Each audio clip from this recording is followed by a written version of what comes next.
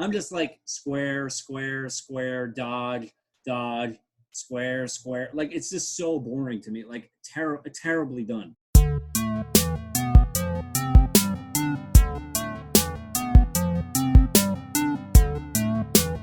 Welcome back, everybody, to Beers and Boss Battles for episode 16. Before we get into this video, we just wanted to say thank you, because without you guys watching and taking part in all this, it really wouldn't be possible. There wouldn't be much of a motive for us to do it. We obviously love having just something that we can all relate to, something nice, something peaceful to kind of just wind down with and have a chat about. Besides that, another thing I wanted to just throw in is for those of you that aren't following us already, to just go down, consider hitting that sub button right below the video for any of our future content, anything coming out. And also, as a part of that, we'd also want to just throw this one in, which is that we're going to be doing not going to be, we're already in the process of doing a giveaway, which is found in one of our earlier videos. It's the PS5 presentation giveaway video. You can find that in our video list.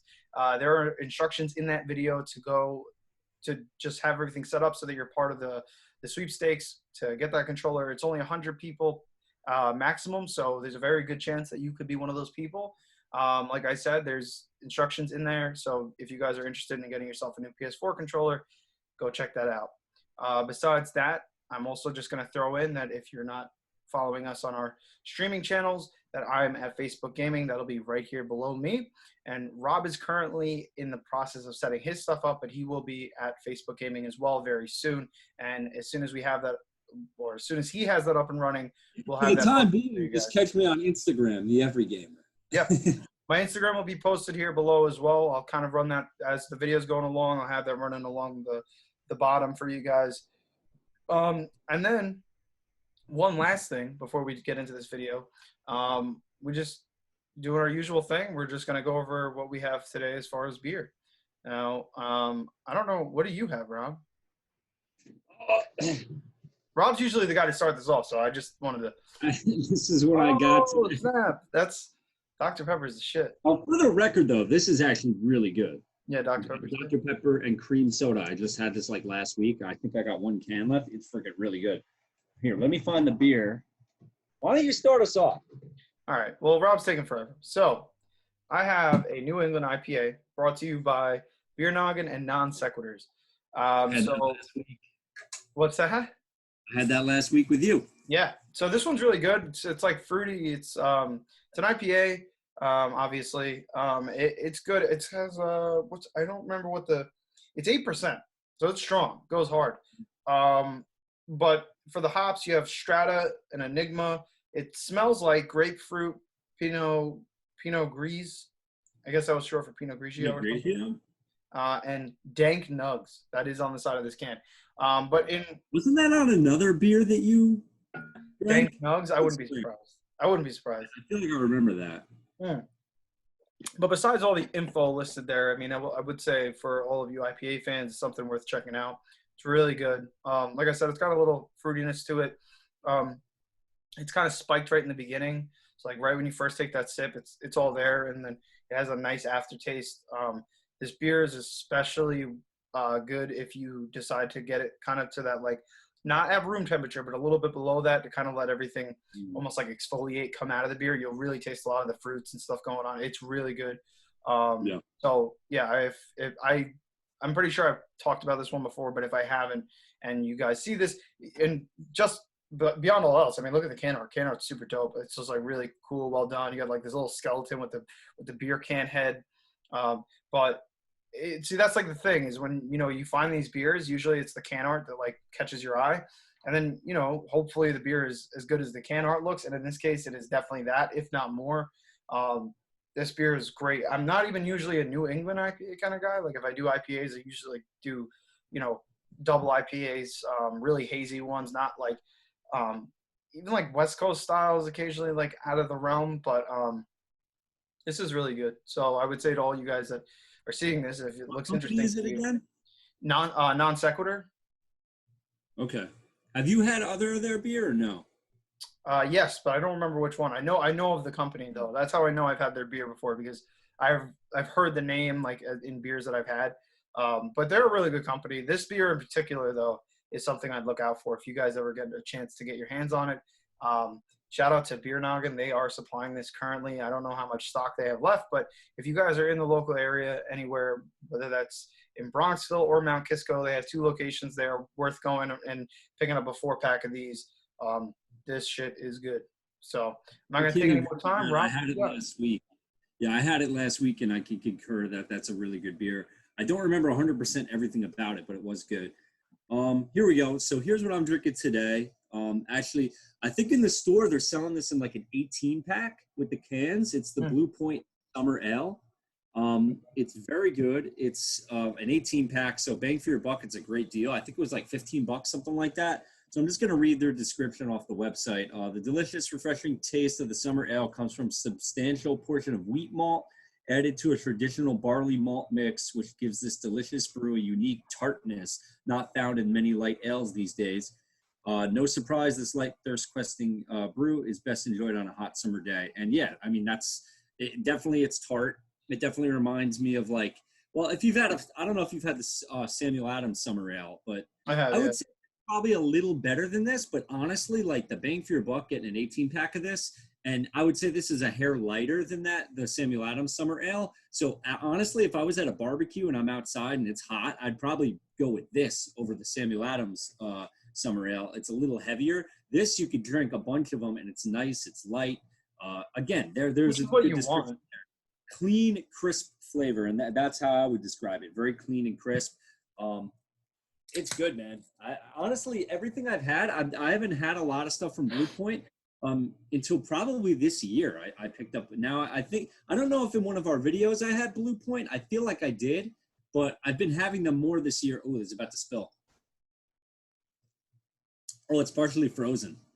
It froze in my fridge. And now so actually, I think that's something worth bringing up.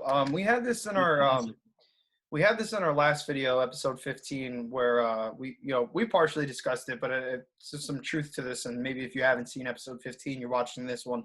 For all you beer drinkers out there that maybe don't know this, I didn't know this actually until the last episode. And thank you to Rob, because you were the one who told me. But with the temperature, spill, dude. I keep having to drink it. It's gonna spill.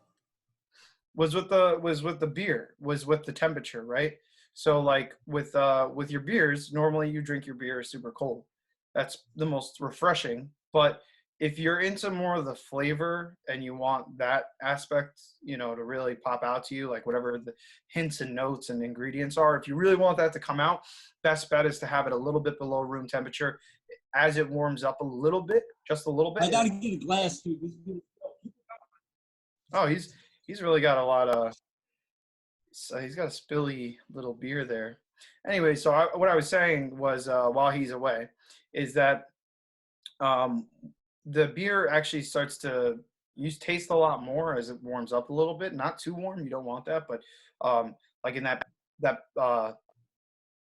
like I said, like maybe right below room temperature is going to be like perfect, and that's where you're going to get the most taste out of the beer. You're going to really be able to taste everything that's in it. So in this case, that's kind of what I'm doing. I mean, it's not, it's a little bit colder than that even, but it's good. It's doing the job. So. Wow. Well, there was a first.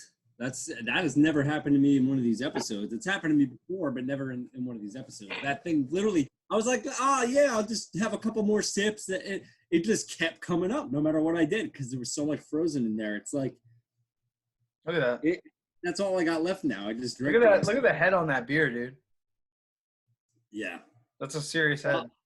It doesn't normally look quite like that. I mean, it being frozen didn't help it, but hopefully, I'm gonna look. I hope I didn't freeze. Yeah, more of these are gonna be frozen. I'm in trouble here. Oh wow. Either way, it's a good crisp beer. I heard what Troy was talking about too, with different flavor profiles and you being able to pick up on them depending on the temperature of the beer. Now, most people, again, especially like the summer ale, I mean, the main reason you're going to have this is in the summer when it's hot, you want it to be refreshing. So you might not do that with this beer. Then again, maybe if you did it, it would actually taste pretty good. I don't know. I didn't test that out, but this one is very good for the summer. And again, in that 18 pack for $15, like I would go with this over Budweiser, Corona, any of that other stuff. And again, like I said before, probably even the Summer Ale by Samuel Adams, which I think is a better beer. But bang for your buck. Plus, this is a little lighter. I think this is, if you're gonna have a barbecue or something, this is perfect. Yeah. No, I mean that's the thing too. Like, I mean, it's always we talked about it just like depending on the scenario, like what your setting is. It could really just like that changes everything. I mean, I can have one of these because I'm sitting in like a super cold room and I'm just like relaxed, Yeah. you know. So I'm by myself. I'm in a smaller setting, obviously. But yeah, I mean, if you're at like a barbecue or like a small little backyard kind of party, especially with 4th of July coming up, by the way, I don't know exactly when we're going to be able to post this video, but we are recording on July 3rd, the day before. So I'm hoping for all you guys, if this does come out the day of, or maybe even after, that you either are or did enjoy your 4th of July and that you guys had a bang out time. And maybe you guys got to crush some really good beers. If you did, leave that in the comments below. Let us know what you guys are into. I mean, it's always cool for us to just kind of get different perspectives too. I mean, hey, you might taste either of these beers and be like, I hate it, I love it. Just let us know. It's really, for us, it's all about the discussion, of course. So you guys being a part of that is a big deal for us too. So definitely Let us know what you want to drink for the summer. What do you drink on a hot day during a barbecue? Like, what's your go-to? Yeah, let us know. Yeah. Well, without further ado, I think it's due time that we, get into our topic for the day. And the topic of the day, as promised in our last video, is that we are going to get into The Last of Us 2. Now, as a quick disclaimer for this video, I have not played either the first or the second game, but I'm more or less here, and I'm going to play the role of the guy that doesn't know anything and that is genuinely interested in the game. And that might be you on the other side of the screen watching, and you have no idea what the game's about, and maybe you've heard of it, maybe you haven't. It is obviously a very popular game for those of you that do know about it, and I'm sure that's most of you. It's sold extremely well. I know that the sales have like broken records. It's doing that well. There is a lot of controversy, behind this game, and a lot of what was happening before the game even had been released. With a lot of the leaks and promotions that were being done, people were very mismatched in terms of their feels about the game. So this video is to really delve into the topics. And before we do anything, we just want to say too, if you are into this game and you're a fan, you've been playing it, but you're not finished, I would say stop the video here. Maybe you skip to a further point. I don't know if we're going to be able to touch on it, but what was that, Rob? Yeah, I was saying spoiler alert. Like, honestly, no, we'll do maybe right below when we edit this video, we'll leave a thing right here you can click on that brings you, or we'll put a marker so where you want to fast forward to where we're not talking about The Last of Us anymore. Yep. But this is I'm gonna be talking about everything. So if you've beaten the game, then you probably enjoy this. If you have not beaten the game yet, I would probably hold off and maybe turn the video off now, fast forward. Yeah, and come back when you're finished. Don't, there's no worries. This video will be here forever, but we just don't want to ruin it for anybody. I know leaks can really deter people from wanting to finish things, so we're not in the school of thought where we think it's a good idea. We're just trying to be as straightforward. We just want you guys to enjoy the video, obviously the topic of discussion, but we don't want to ruin it for you guys. So just, if you are not finished, just don't watch any more of this part. Maybe skip forward to another part if that part arises. But now, I guess the first thing I'd ask, but before because I know you have a lot to say about the game, the storyline. You've even actually pulled up like a bunch of like little, pictures and things that you wanted to pull up for the video. But before screenshots for this game. What's that? I said I took a buttload of screenshots, so I have a whole load of them. All right. Well, so I mean, before we get into that, I guess my first question would be, do you think that this game deserved the kind of okay, well, it's a double-sided question. So one, do you think the game deserves the kind of criticism it received? Secondly, do you think that the game deserved the kind of praise that it got? Because there is both sides. There's both sides. There's one side that's like, it's amazing, absolute, like phenomenal, perfect game. And then the other side's like, this game is crap. So do you think it was well deserved? And then if so, either side of that argument, or either side of that question, do you think that with the praise side of it, do you think it deserved the kind of sales that it did? Like, do you think, because, there's games like down the line, you look back and you're like, I can't believe that game did that well. Like maybe for the time it made sense, but it just wasn't, it didn't hold up. Do you think this is a game that will hold up, or what are your thoughts? All right, so here's where I'll start off. So for anybody that's watching this, I know there's kind of two different camps. It's kind of love it or hate it. I'm kind of somewhere in between. I might come off very negative with this game. I'm gonna just be honest about it. I'm gonna probably focus a little bit more on the negative and come off more negative because of how much praise the game has gotten and the feeling that I was left with after beating it.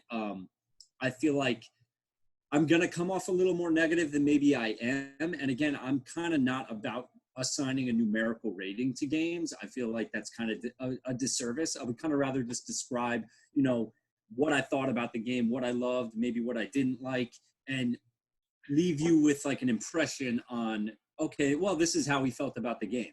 So I'm kind of like not really about numerical ratings, so I'm not going to do that. But what I will say too is there's two different camps. So if you're one of those people that loved the game, then I would actually like to say that, so I've asked my uncle, I was hoping my uncle would come on and talk. So maybe after he beats the game, he'll come over because I know he's been a lot more positive. He didn't beat it yet, but he's been generally a lot more positive with his experience with the game. So I would like to have someone come in and we have like kind of like the person who loved it and the person who hated it, even though I didn't really hate it. But in the future, I would like to do another video talking and maybe have someone who has a different opinion than me, because Troy, look, you haven't played it, so you can't really. No, You yeah, can that's play devil's advocate a little bit, but it'll be tough for you because you haven't played it. And me, I can only give you my opinion. So whether you agree with my opinion or not, I'm just going to be honest and tell everybody how I felt. And that doesn't mean that I disclude or I don't respect other people's opinions. I get where a lot of people are coming from. I even watched, what is her name? I forget her name. She's an Instagrammer. She used to work at IGN.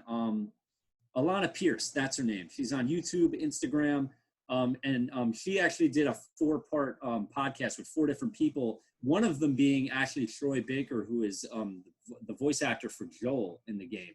And he came in and gave his opinions, and I actually liked that video, and I heard a lot of positives and what people liked about it, and I respected everybody's opinions. So hopefully everybody can respect mine as well, even if you don't agree with me. So what was the first part of what you asked? I just wanted to kind of cover that. It was a dual-sided question. Do you think it deserves the kind of praise, and do you think it deserves the kind of criticism? And with that, do you think it deserved the sales? Do you think it's a game that So here's what I would say. I'm okay with all of it. For people that loved it, I don't agree with it. I do not think the game is a 10 out of 10. I don't think it's a masterpiece. I don't think it's up there with God of War, Zelda, Ocarina of Time, a lot of these other games. I would not put it there. Even the first Last of Us, I probably, again, I'm not about numerical ratings, but if I was going to give that game a rating, I'd probably give it a 10. I would say it is a masterpiece. I would say God of War was a masterpiece. This game to me is not a masterpiece at all. Like maybe in the graphics department, and that's about it. So personally, the story, I feel like I respect that it's art and that they're creating an experience and they got to stick to their guns and do what they want to do. But I feel like they turned their back on the first game and what everybody loved about the first game and tried to go down this kind of, and it kind of reminded me of being like watching Walking Dead or the end, the last season of Game of Thrones. Kind of just like you feel like you're building to this point and then it just goes in this other direction for shock value. Like that's kind of how I felt. And I don't know. By the end of the game, I was just like, I was over it. Like I just wanted it to be over. Honestly, I didn't care who died at the end because they had killed they pretty much killed every character I cared about or liked. And if they didn't die, they were like maimed or disfigured and pretty much you get down to the end of the game. And honestly, I was like, if they both die, I don't care anymore. And the ending dragged on so long. I was like, dude, you could have ended this literally 2 hours ago. Like, what are you doing? It just kept going back and forth. And so I think for people that heard the leaks and decided not to buy the game, that maybe that was the right move for them. And the people that were kind of on the fence and they're like, you know what, I heard about there being leaks. I know people are upset, but I still want to buy the game. I'm fine with that too. And a lot of people did that. Look, I mean, I think it was the best-selling Sony game like ever in the first week, something like that. I know the sales fell off this week a lot, which kind of makes sense that they're going to fall off. They're not going to stay the same. But obviously the game sold super well. So I think it deserves to sell well. But with that same token, if you play this game and you walk away from it feeling like I do or somewhere close to where I do, then you probably won't get the third game. Like, I honestly, when I beat this game, I was like, I honestly wish I had saved my money and borrowed it from my uncle after he was done with it. Like, I kind of like regretted spending my money on it. So that's kind of where I'm at with that. I feel like there was something else you asked the first time around that I wanted to answer, but I can't remember. I just more or less for the sales. I was just wondering, like, with the company criticism and the praise that it's received on either end, do you think it, regardless of all of that, do you think it deserved like to be that well, like that well placed, that good of a sale? Like, because like I guess a lot of the reason why I'm asking it is because like where you're at right now, you're saying, would I regret playing it? No. But would I have spent the money? No. So if I can go back, I wouldn't have spent the money. So that's I guess where the question arises is like, do you think it deserves those sales then? Like, I mean, that's a hard question. If it's not a, I didn't mean to cut you off. I was just saying, like, if it's not a masterpiece, if it's not an Ocarina of Time, if it's not a God of War, does it just really deserve to be that well sold? Like, I'm just saying, because and this is my point, like, there's been games that have come out throughout the history of video games where they come out, and I'm not talking about graphics or anything. I'm talking about pure content relative to the time that it is released. And there are games that come out that do very well in the beginning, that sell great, that just do. And then you look back 5 years later and you're like, that game was crap. I can't believe, like, how did it do so good? So that's, I guess, where I'm coming from with the question. I think this game is going to have a divided fan base no matter what. I think there's going to be a lot of people that did not like it, and there's going to be a lot of people that are like, no, I'm okay with it, or maybe I didn't like some aspects, but because of the graphics and the voice acting and different things that they did, that it makes up for that, and that it was a great experience. I mean, it's a game where I think in the episode before this, I don't think we've released it yet, but I think I kind of went over the first game, right, and what I liked about it. Yeah. I'm pretty sure. So if you want to know what I liked about the first game, watch the video before this, and you'll see I kind of go over quickly, kind of summarize why I liked the first game, and I thought it was a 10, and I thought it was so great. Now with this game, so now I'm going to start getting into spoilers. So right off the bat, if you play this game, Joel dies pretty much in the first hour. So the character that you absolutely loved and you spent all this time caring about, not only is he killed super early in the game, he's literally viciously tortured and brutally beaten to death. His leg is pretty much blown off with a shotgun. They tourniquet it so that Abby, this girl character, at this point you're like, who is this girl? She's obviously after Joel and mad at him. She wants vengeance, but what's going on? And she pretty much is torturing him with a golf club. It's beating the shit out of him. So Abby is doing this. Then Ellie kind of eventually catches up to this, gets into the house, and she sees what's happening to Joel, tries to intervene. They hold her down. And she's pretty much forced to watch Joel, who is kind of her father figure, this character that you absolutely love, viciously murdered right in front of her. His head is caved in with a golf club. And it's just I get it. I get what they're going for in the story aspect, but I feel like they just did not serve his character or the fans. I mean, the fans that loved him, praised that game so much, made it what it was, made it as popular as it was, and then you do that to him. There's part of me that respects it. So from a storytelling point of view, you're just going for it. You're sticking to your guns, doing what you want to do and you think is right. But it starts feeling to me like The Walking Dead, where you kill off a character for the wow factor. So a bunch of people talk about it. It felt like that. It didn't feel like it was super well thought out. If you really break down the game, it's a tale of vengeance. That's pretty much what it is. It's like a Bruce Willis movie. For everybody that's saying this is the best game ever made and it's a masterpiece, it's to me, you took the most cliche action movie, like idea in the world, a revenge, and that's what your entire game is about. And pretty much let's kind of fast forward to kind of the ending. So pretty much it's this tale of Ellie's going after Abby to get vengeance. Right at the beginning of the game, Abby got her vengeance. She killed Joel.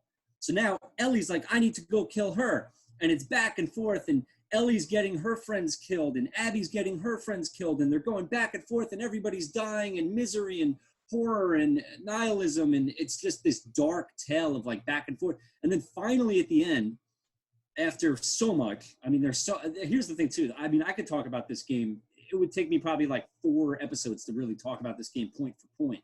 But at the end, Ellie decides to let Abby go. So they're fighting, and let me just say, the lead up to fighting Abby was pretty cool. You play as Ellie finally, because they make you play as Abby for pretty much half the game. That's the other thing.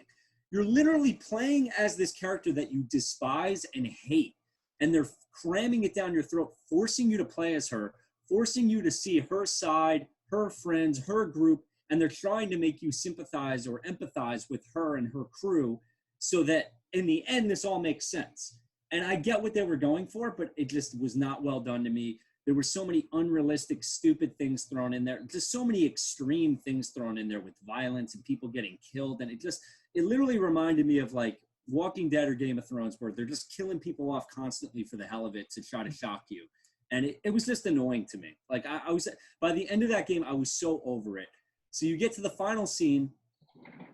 It goes on for you're just fighting in the ocean. Somehow Abby, who's like tied up on a stake for who knows how many hours, is cut down by Ellie, somehow is able to not only walk, but go like pick up, her little friend Lev, and bring him to the boat. And now Ellie decides, no, we're going to fight. So they're fighting in the ocean, like in like 3 feet of water. They're slashing each other with knives. They would have all bled out. Like Ellie is slashing the heck out of Abby with a knife. Like, I don't know, man. It's like Uncharted, made by Naughty Dog, is kind of an action. It's kind of like an action Indiana Jones style thing. Mm-hmm. And that game has never gone like so ridiculous, like the violence. And like that last fight scene to me was just absurd. Like it wasn't touching. It wasn't. And then they have Ellie get her fingers bit off just to throw one more crazy thing in there. Like it just felt like they were just trying to go over the top, do extreme things, make it violent, make you uncomfortable. Dude, by the end, I was like, they could both die. Like, I don't care about anyone or anything anymore. And maybe that's what you were going for. I mean, the tale of the game is that Ellie realizes that vengeance didn't get her anywhere and that she lets Abby go. And that's kind of the end of the game. She ends up going back to her house with, her lover, Dina, who she left there. Now Dina's gone. So now Ellie's left there. She goes to play guitar. Now she's missing a finger, so she can't play guitar. Joel taught her how to play guitar. So there's this whole touching thing throughout the game where she's playing guitar and remembering Joel, and they're doing flashback scenes to Joel when he got the guitar for her and he gave it to her and taught her how to play. And now at the end of the game, not only is she pretty much lost everything, she didn't even get her vengeance that she was fighting the entire game for, building up to this point. You've had to go through hell and back to do this. Now she gets back there, her lover's gone, her girlfriend's gone, and now she goes to play guitar, she's missing fingers, and then it's like, she just kind of puts the guitar down and walks away off into the sunset. And that's the end of the game. And it's just like, you're just like, awful. Yeah, it's like, and dude, just like, I'm telling you, the last 3 hours, I don't know if you agree with me, shout out in the comments. Like, it just lagged. It was like, when is this game going to be over? Like, I literally, like, did you see Return of the King for Lord of the Rings? Mm-hmm. A lot of people said that movie, like the ending dragged on. Like you thought it ended like 4 or 5 times and then it still didn't end. Yeah. This is like that times 20. Like it is literally like, you're like, when is this? Dude, by the end, if Ellie died, if everybody died, I didn't care anymore. That was my feeling of the game. Like that's just my impression of it real quick. Well, let me ask you this. So, I mean, like, you were talking about how earlier, like a lot of it, you were saying that they were going for like the wow factor and just trying to do something so over the top to really like stimulate the story.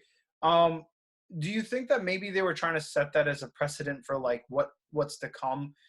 What I mean by that is, you do start off a game by killing off the main character, and I think that could almost constitute,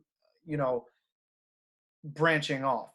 What I mean is like, in that is, like, do you think they did it for the purpose of being like, hey, this is not going to be what we're doing anymore? Like, this is not whatever game you thought it was. Yeah. You know? Yeah, I think they did it because they were like, well, if you played the first Last of Us, you do play as Ellie as a portion of that game. It's not a long portion, but you do play as her. So I think it was kind of like, okay, you're not playing as Joel anymore. When you first start Last of Us 2 off, actually, maybe this is a good time to share some of the screenshots. Yeah, pull something up for us. This will actually kind of bring you through the game. So this is one of the screenshots from the game. This is it early on. This is Joel. You're kind of like talking to your brother here. You end up playing as Joel for maybe like 10, 15 minutes. This is one of the parts where you start off in this town. Obviously, it looks like they just killed a bunch of zombies, infected. They're on a patrol. I will say, aside from all of the story things that I do not like, I mean, the game graphically is mind-blowing. I mean, it's probably the best graphics that I've ever seen. The gameplay is amazing. Like, they took all the good stuff from the first game and they just kind of refined it in the second game is how I would describe it. So the gameplay is really – so graphics and gameplay, if that's all you care about, then get this game. Like, if you're not really worried about the story and you just want to have a really amazing-looking experience with fun, gritty, kind of very stealth. That's the game is kind of based around stealth and scavenging.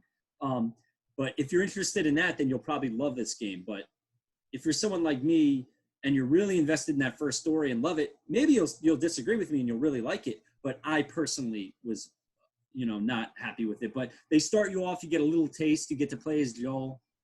I guess this was their nod to him, letting you play as him for like 10 minutes. I think this is when he gives the guitar to Ellie. So they kind of introduced that idea in here. They roll to, I just went past that really quick, but then they open up to The Last of Us Part 2. Then you get to see, okay, I'm playing as Ellie. You can go around this really cool town with characters walking around, kids walking around. There's a dog. You can pet the attention to detail in this game is second to none. There's no game out there that can match this in terms of like, you feel like you're playing a movie. And that could be a great thing or a bad thing because sometimes, cutscenes will last forever. Sometimes you're just walking around talking to characters for 30 minutes. That might not be your cup of tea. You might not be into that. There's a ton of that in this game. Me, I enjoyed it. Even though I didn't like the story, I was totally fine with all the cutscenes, all the slower segments. The attention to detail is nuts. She's walking around the town. There's kids having a snowball fight and sledding. And, here you can go, you see the walls that they have set up as a perimeter. It looks realistic. It looks gritty. They do a great job of that.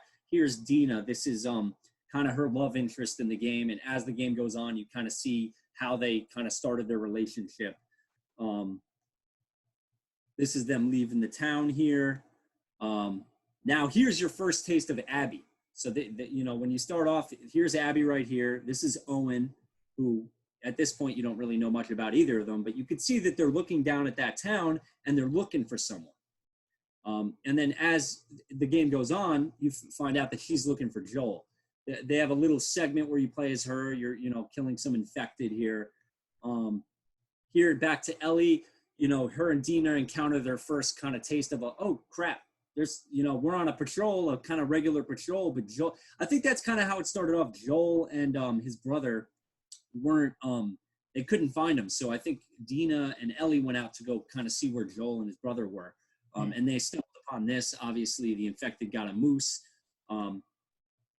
Here, a little nod to the PlayStation 3 here that Naughty Dog threw in here. If you could see here, too, this is Uncharted 2, which I thought was cool. By the way, I took all these screenshots myself. So Dude, that's Jack 2 back there. Oh, really? Or Yeah, Jack, or 3. That might Jack be 2. 3. Yeah. But that was cool. There's actually quite a few times in the game where there's PlayStation 3s. Here they stumble upon like a marijuana thing down here. There's some character that apparently died of like a stroke or a heart attack. And this was like, they could tell that he made this setup down here. This is kind of not a very big part of the game. But here we go back to Abby. So this is where they kind of introduce you to, okay, Abby's getting attacked by all these infected. She's about to get killed. And then here you have it, Joel. And what's his brother's name? I think Tommy.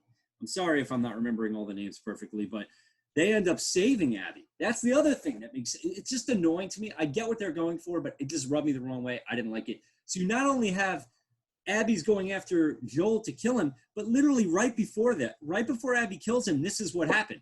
He was attacked. They saved her. They got her out of there. And how does he repay them? She's like, come back to our mansion. You know, we'll hold up in here. They fought off the horde that came after them. You can see that here. This is them going inside.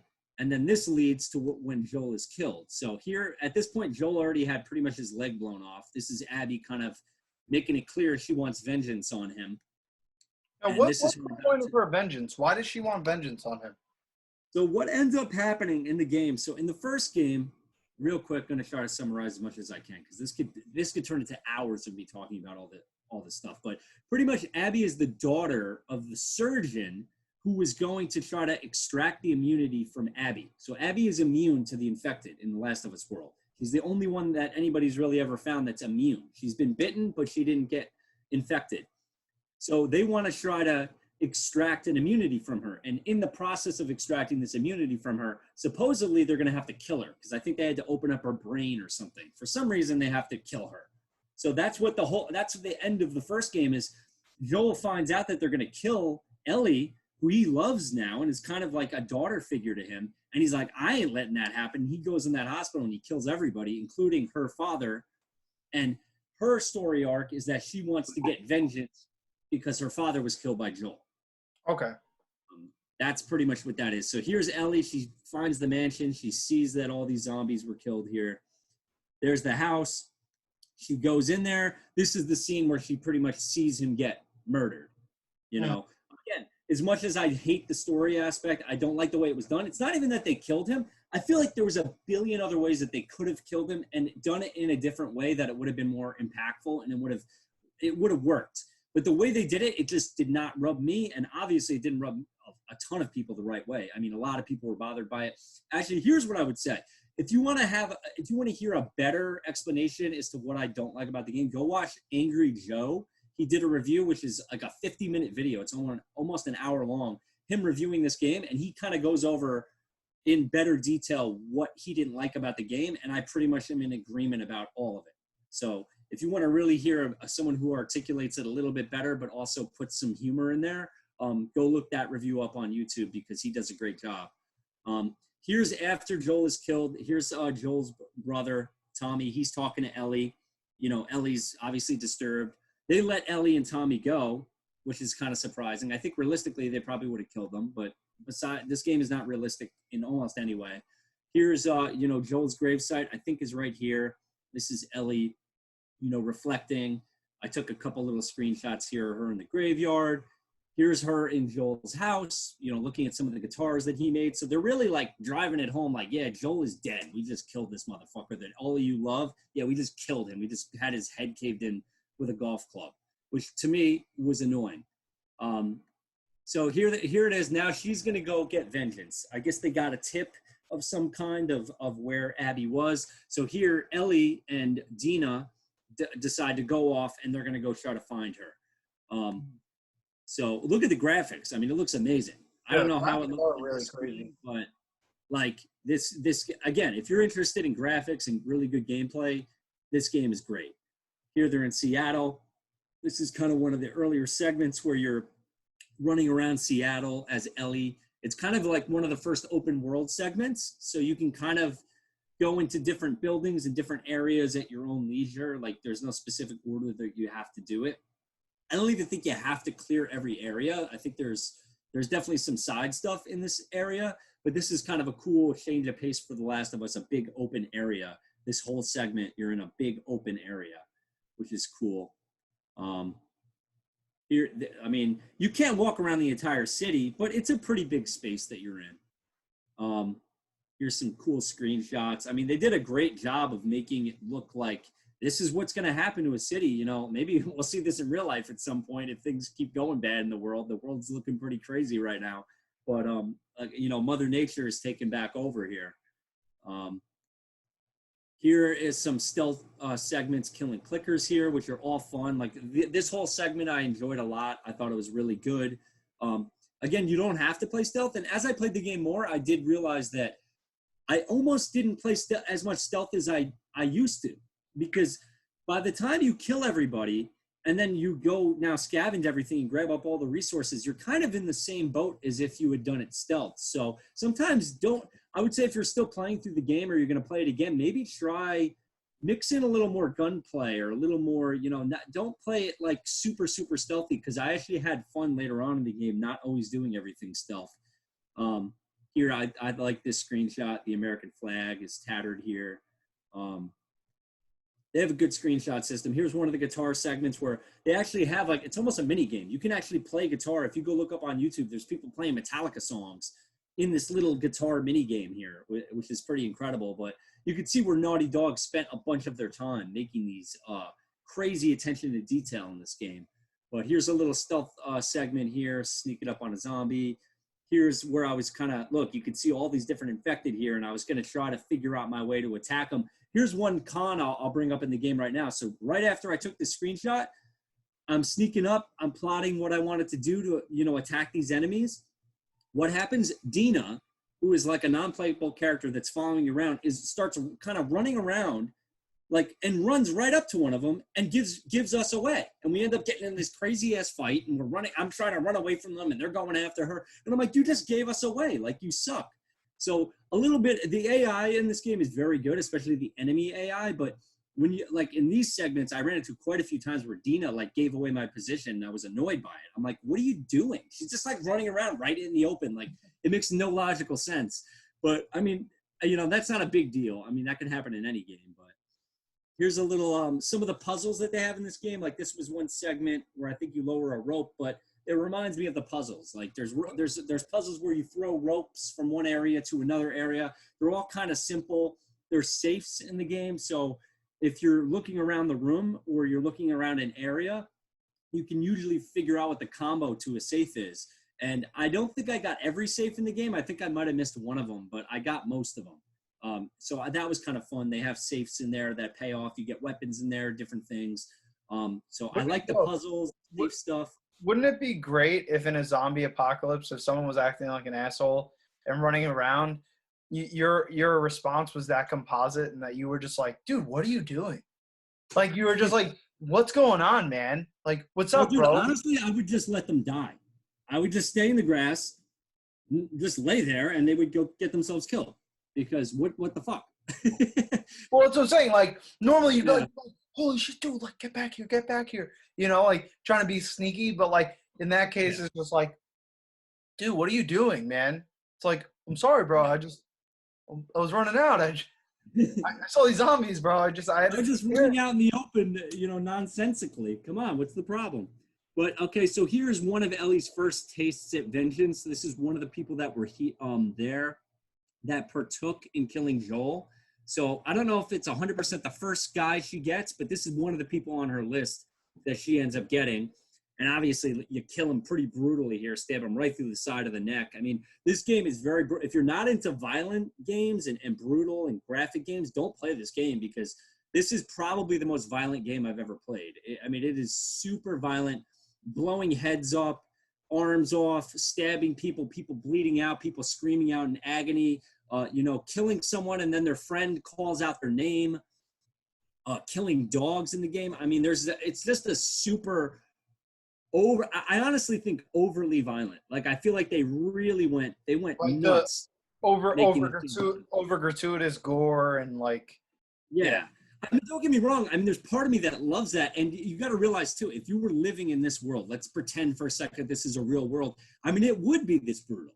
It would be this violent. It makes sense to me, but I don't know. I mean, the dark themes in this game, and they try to pretend like they're going to bring it back, and they kind of do, I guess, when Ellie lets Abby go. But in every other regard, it's like Ellie's left with nothing. She's lost everyone. She's now maimed, missing her fingers. She can't even play guitar, which was one of the things that she loved about Joel, and he taught her how to play, and they take that from her too. So it's you just walk away.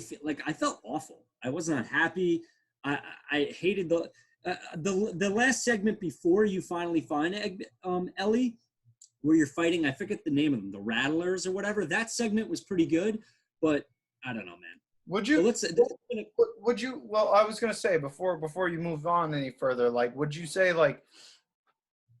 I mean, I feel this way where I feel like in movies and video games, a lot of these mediums, in terms of entertainment, the ones that do good jobs are usually the ones that not only convey a message and a good storyline, but actually leave you with a sense of something. Like you walk away coming like you have this feeling in you, like in your chest, like you're like, I loved it, I hated it, I was sad, I was mad, whatever. And I think really good games, movies, TV shows the really good ones do a good job at expressing that to you and leaving, conveying that feeling to you and having you walk away that way. Do you think that was maybe their intention? Like, do you think that maybe they did that for the purpose of making you feel like, well, this just goes to show you, like, if your plot is vengeance, like, this is how you would walk away. You would walk away not winning. You would just walk away kind of feeling shitty. So I don't know, like, maybe that was kind of what they were aiming for with it. I don't know. Like, I mean, granted, I'm not, I'm coming from the outside, so I'm always going to be looking in, and maybe it's. I mean, I'm positive that's what they were aiming for. I mean, for sure. Clearly that's what they were aiming for. I just did not like it, and I didn't like the way. I don't think I like the idea that, like, you're pushing a story point so hard that the premise of this whole thing is to extract vengeance, and then it's like, what, at the end it's like, well, it wasn't worth it. So, like, was it worth it for me to play this game then? You know what I mean? Like, I feel like at the end of most games, very good games in particular, you get that reinforcement. Like, this was all worth it. That's what I use, and that's what I look for in games. I like the feeling of walking away, and there might be some missing things there, of course, and that's the beauty of gaming, because then you can make another installment for a franchise, and it's like, well, they made up for all those other things, or you touch back on it and it made sense, whatever. But I usually feel like the reinforcement of the premise is really important in storytelling games. In games that are predicated on their storyline, it's important for you to walk away at the end feeling like, well, that was worth it. I think in the case of playing an entire game where the premise is just getting vengeance, and then pretty much leaving you at the end like, oh, well, it wasn't worth it. It's like, well, then why the fuck did I play this game? Like, I don't know. Like, maybe that's me, but. Yeah, it's kind of like, and dude, the whole thing of being forced to play as Abby. I mean, you're literally being forced to play as someone you despise and hate. And I understand that was something that they did on purpose. And again, here's the thing. Again, back to that Angry Joe review. He kind of goes over, in his opinion, other ways that they could have still killed off Joel and still kind of maybe told a similar story, but it would have done it in a better way. And I agree with him. I just feel like there were better ways to do it. Like, I don't know. To go back to kind of these screens here. So this is your first taste of the, I think they're called the Scars in the game. So they're kind of like this weird cult. And at this point, you don't know what's going on here, but you find these people that were hung and this person's eviscerated. And you're like, whoa, that's some dark shit right there. What the hell's going on? And I will say, I'm going to give kudos to the game that it does a great job of making you feel like you're in this horrific world and all of these things are going on around you, regardless of you.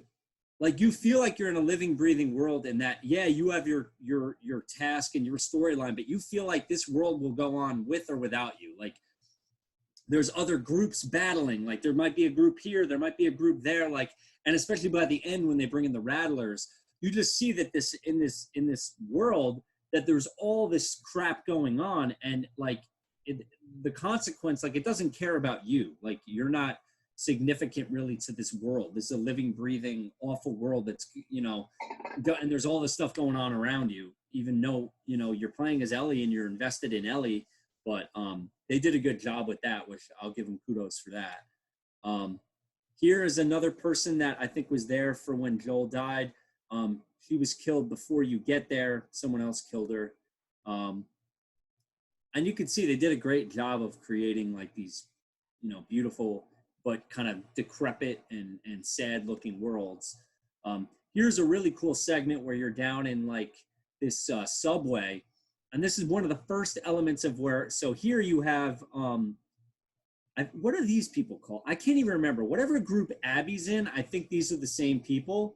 So they're down here and they're kind of looking for you. And then there are clickers in here. There's infected in here. And what you can do is you can literally like throw a brick or a bottle or something. And then the clickers, because I don't know if you know this, Troy, they're blind. They can't see you, but they have very good hearing. so they can hear things. So what you do is you throw something towards these enemies, and all hell breaks loose, and the clickers start going after them, and then they're fighting the clickers, and you're kind of navigating around it, trying to stay out of the fight and maybe clean up whoever survives the fight. So we've seen that in a lot of other games too. It's not like there's anything revolutionary there, but it was a cool thing that is in the game multiple times, which I liked. Here's where this is the movie theater where Ellie and Dina end up staying for a big portion of the game. This was just a cool screenshot in the rain that I got here. Here's another segment of her playing the guitar. You know, she's doing all different covers of different songs that you already know. Here's so this is one of the flashback sequences. So Wow. here you're playing as Joel and Ellie, and this is like after the first game. So this is somewhere after the first game, but Ellie is still pretty young here. And this moment I absolutely loved. And I feel like this moment and these flashback moments make it even worse. So like in the people who made the game and maybe the people who love the story, like these flashbacks really solidify what they liked about the game, or it brings it all around in full circle. For me, these flashbacks were kind of like a spit in the face because they were beautiful. It reminded you of what you loved about Joel and Ellie. And I feel like that was spat on by their story choices. But this whole segment was pretty beautiful. Pretty much it's Ellie's birthday and Joel is taking her to, I think not an aquarium, a zoo. So pretty much here he's bringing her here. I mean, look at the graphics, dude. Look at this. You can see the reflection here of the tree in the water, this crazy lighting, super good. You know, Ellie's never seen anything like this. You know, she only knows kind of this post-apocalyptic world. So she gets to see all this cool stuff. Here they have like a little mini game where she sits in front of the mirror and you can actually kind of move her face around and be really goofy, which is cute. There's Joel laughing at her in the background. So they really like kind of, in my opinion, I feel like they rub it in your face. Like, yeah, you really love these two together. Yeah, we killed Joel. He's dead. Like, I know that's not what that's not what their intentions were, but that's just what I got from it. And it just made me sad and it made me unhappy and made me not want to play the game, honestly. I mean, the gameplay is what kept me playing this game, not the story. 100% it was the gameplay that got me through the game that I was having fun with. You know, a cute little moment, they put the little hat on one of the dinosaurs. This segment was beautiful. So pretty much they kind of pretend that they're in a rocket ship right here, a little shuttle. And, you know, he has a cassette that actually plays back the audio of when this shuttle took off. So it's like a countdown to so she kind of, you know, in this rough, awful world, she's able to be a kid for a minute and use her imagination and kind of imagine what it would have been like to, you know, lift off into space and, you know, take this rocket into space. And Joel tracked down this cassette for her that has the audio and she's able to play it and kind of use her imagination and kind of, you know, get herself out of this world for a minute, which was beautiful. This whole flashback was awesome, but it just made me more sad and maybe dislike the game more because it's like, man, you had something beautiful and special here and you pooped on it with crappy characters and crappy story choices that didn't pay off in the end at all. Like you don't end up caring about Abby or any of her friends. I didn't. Maybe you did. I mean, if you did, good for you. I didn't. I didn't like any of them. But that moment was awesome. Here's one moment where you're with, so this is like Dina's ex. I can't remember his name, but I really like this character too. And they have some dynamic between Ellie and this character. Spoilers, they kill him off too. So everybody you like in the game pretty much gets killed. Nice. Ellie and Dina, maybe, if you like Dina. Here's another flashback. Ellie's a little older. So pretty much at the end of that flashback, I think, is that when, yeah, I think that's when finally it comes out that Joel killed all these people to save her and that they never could extract the immunity from her. And this is when Joel, Ellie is like pretty much like, I'm not talking to you anymore. Because she was so upset with him that he did that. She would have rather her be sacrificed for the greater good. And she kind of viewed Joel as being selfish in making that decision to save her. So this is where there's a rift between Joel and Ellie that you get hints of early in the game, but you don't really know what happened or why they had a falling out. Obviously, Ellie still loved him in the end, and she was super disturbed when he was murdered, but you could tell there was something going on between them. And that's the first inclination of like, oh, okay, she found out what Joel did and she was not okay with it and it bothered her. So this is her. I think this is the last segment before you finally plays Ellie as Abby again. My bad. Which, we'll get into that as we go. So this is when I think introduced the scars. So the way they do this, I don't have a screenshot of it, but it's really cool. You're sneaking through the woods. You see all this kind of brightness in the background from fire, and then all of a sudden you hear a whistle. You hear whistling in the woods, and you're like, "What the heck's that all about?" And then all of a sudden you go to try to kind of like climb over this like mound, and you get hit with an arrow. And then right when you get hit with that arrow, you got to pull it out, and you're to stop the bleeding so you don't keep getting hurt by it. And then that's all of a sudden you see these people with torches, and they're communicating by whistling. And these end up being the scars. So this is like this weird cult group that ends up having a lot of significance later in the game.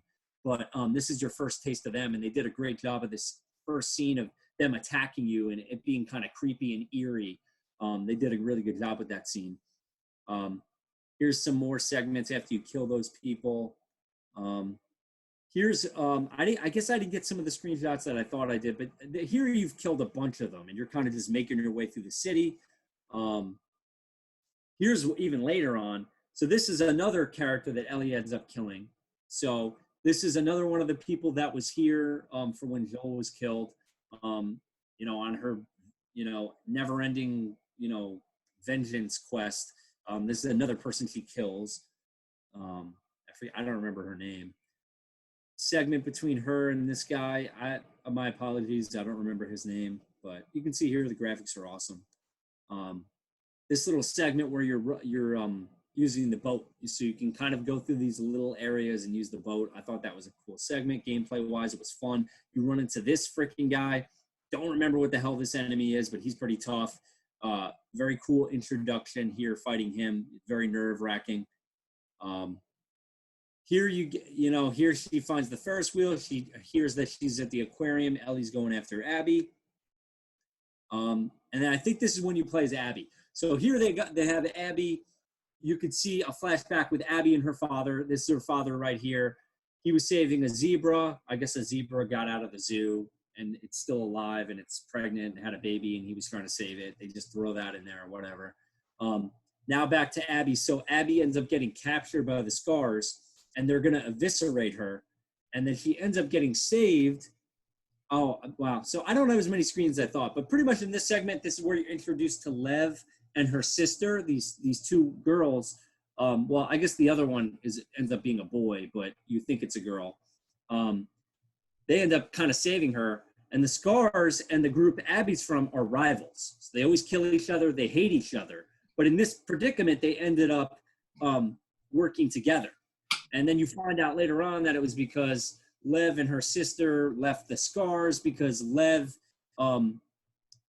might be a girl, but she identifies as a boy, and the Scars wouldn't accept that, so she shaved her head like one of the boys, and now the Scars all want to kill her because they're mad at her, and you end up kind of getting this kind of Ellie and Joel dynamic with Lev and Abby, which is what they did with the story, but whatever. I mean, Lev was a cool character, but you don't end up having like these connections with the characters like you do in the first game. Here's one segment where you're trying to find some surgical items for Lev's sister who got her arm broken. So you go into this segment was really scary. You go into like the basement of this hospital, like ground zero, where the infection, like they locked off all this infected people. So there's this weird crap down here that like you've never seen, which leads up to you fighting this new enemy type. But this segment was definitely creepy. Here's the new enemy type. It's pretty much a concoction of a bunch of infected stuck together. So this is some sort of weird enemy that you've never encountered before that's in this creepy basement. And this whole segment I enjoyed from a gameplay and fun perspective. It was creepy. I think there's some sci-fi movie with an enemy just like this. If anybody knows what that is, I don't know. But it's pretty much like all these weird contorted people stuck together. But anyway, this was a cool boss fight. Pretty freaky. By the end of it, you're like so relieved that you survived it. You really feel that desperation in this segment, which is cool. Then this leads into the Scars. Their whole home world being attacked by the other group that Abby's from. Again, I cannot remember what the hell group Abby's from, but they're pretty much like a kind of more militarized group of people.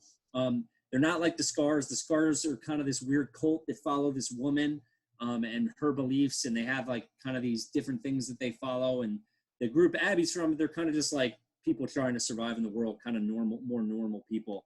But here you see this is like an attack they're leading on the Scars. You're going in here to try to save Lev. That's what happened. Lev runs away to go get her mom because the two sisters, they're like, we got to get out of here. But then Lev is like, no, like I love my mom, I want to save her. So Lev runs back to the Scars. You got to go try to save Lev. So this is one of the like areas where they worship. So you can see they have kind of this whole religion, and it's pretty well done in this game. It's believable, cool graphics and style and art, and they do a good job with that. Here are some cool stealth segments where you're sneaking around the village. Here's, I think, is this before? Well, Lev's sister ends up dying. Her older sister ends up dying. And you end up it's just you and Lev pretty much for the rest of the game. Abby and Lev together. And let me see. So here's pretty much where Lev's sister gets killed. She shoots him. I'm not going to explain all the story. This guy gets killed, whatever. Lev's sister gets killed. That's emotional for Lev. This is Lev. She's all upset that her sister got killed. Here's some more stealth segments. Here's the whole fucking homeworld village burning down. So pretty much another thing in the story, like everybody loses, everybody's screwed. So they're all dying, they're killing everybody, everything burned down. It's just like, again, to me, the game just comes off as over the top, dark, and violent. And I don't know, it didn't particularly rub me the right way. I didn't really enjoy it. Here's some more segments. Look, you can see the Scars here, and then Abby's group here, and they're fighting each other. Another segment where you can kind of meander around and let them fight each other and try to take advantage of when you can. These segments are fun. Gameplay-wise, these are fun segments. Here you can see the graphics are amazing. I mean, when you're going through these segments, it really does feel – these are kind of really impressive moments because the atmosphere, the way everything looks, like it looks apocalyptic. They really captured what they were going for in that aspect, and I'll give them kudos for that. I mean, this whole segment, you're just like, wow, it looks like the end of the world. And for a lot of these people, it is the end of the world. Here's a screen I got of getting a nice headshot here. I mean, you can see that. That's pretty brutal. Here we go, a shotgun shot. Very brutal combat. Here's a fight sequence between Abby and the Scar guy. This is like this is another long, drawn-out fight scene that's just in my opinion, overly gratuitous and violent. And maybe you loved it. I didn't really love it. I just thought it was violent for violence sake. Like this guy somehow survives like that, like having his jaw torn open with a sickle, and you fight him for like another half hour after that. Not half hour. It's like 10 minutes, whatever it is. But, oh, I went a little too far here. So pretty much that's the end. You can see that burned down. Now we go back to Ellie. Now Ellie's living with Dina. This is after, so in the timeline, when is this? I'm trying to remember. Anyway, you're with Ellie and Dina. They're living happily ever after on this like farm, pretty much. Mm-hmm. This is the baby of Dina's ex. So you're now taking care of that baby together.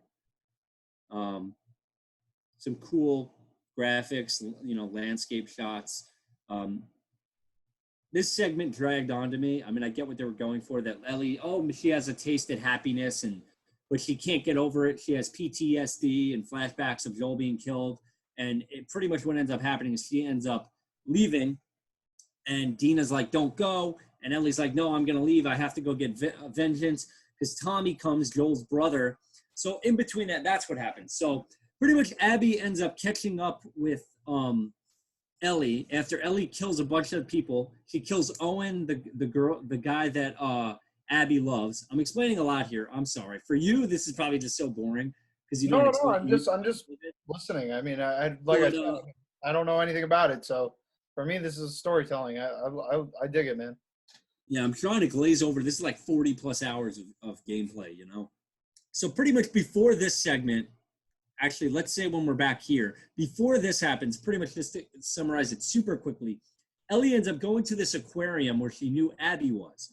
She goes in there and ends up killing the dog, Owen, which is like Abby's kind of love interest, and then Owen's girlfriend who's pregnant. So you end up killing a pregnant woman, which is pretty brutal and unnecessarily violent to me as well.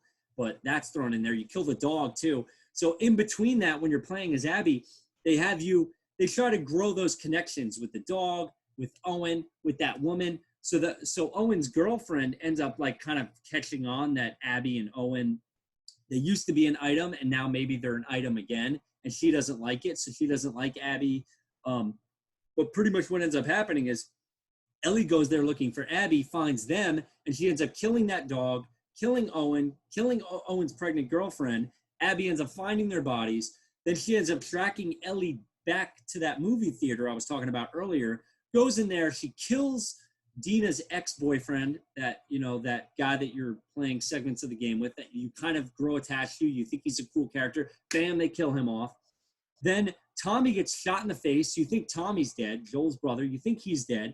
Now Ellie and Abby have this fight scene that drags on. It's an annoying fight scene to me. It's not even fun gameplay-wise. I ended up getting killed by Ellie a bunch of times. You have to pretty much keep sneaking up on her and hit her, sneak up on her, hit her. It's just, to me, lame, annoying boss fight.